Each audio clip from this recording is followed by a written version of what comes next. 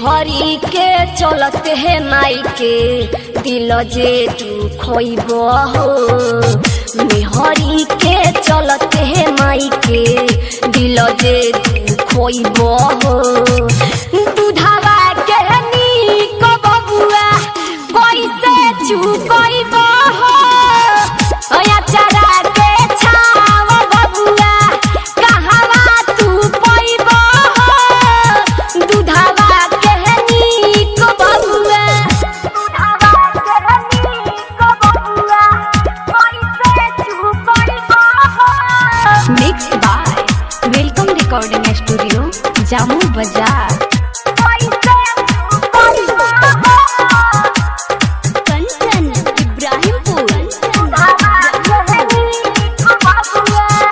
नवरे महीनावा माई गर्भ में रखली बनब सहारा एक दिन आसरा लगवली। नवरे महीनावा माई गर्भ में रखली बनब सहारा एक दिन आसरा लगवली।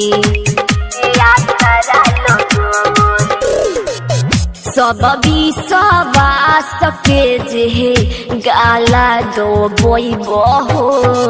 सब विश्वास के जे गाला दो बोइब हो। दूधावा के नीक बबुआ कैसे चुकइब हो। अचारा के छाव बबुआ कहवा तू पइब हो। दूधावा के नीक बबुआ दूधावा के नीक बबुआ कैसे चुकइब हो। Mix by welcome recording studio Jamu बाजार।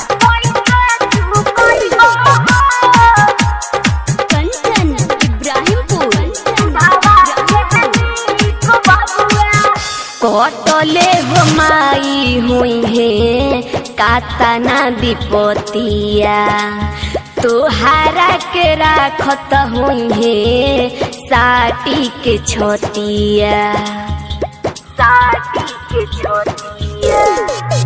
कटले हो माई हुई है कातना विपतिया तोहारा के राखत हुई है साटी के छोटिया। ओहो दिन बुझाई जहिया ठोपर खइब हो। ओहो दिन बुझाई जहिया ठोपर खइब हो। दूधावा के नीक बबुआ कैसे चुकइब हो। अचारा के छाव बबुआ कहवा तू पइब हो। दूधावा के नीक बबुआ कैसे चुकइब हो। Mix by welcome recording studio Jamu बाजार।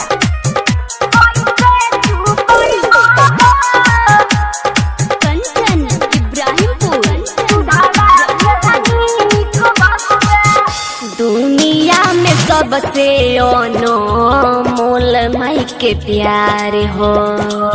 एकरा तो आगे भगवानो लाचार हो।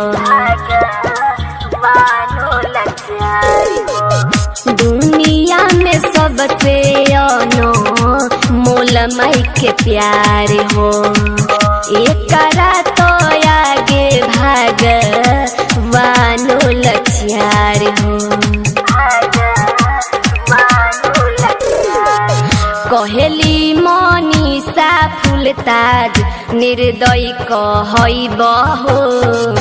कहेली मनीषा जीतन निर्दयी कहइब हो।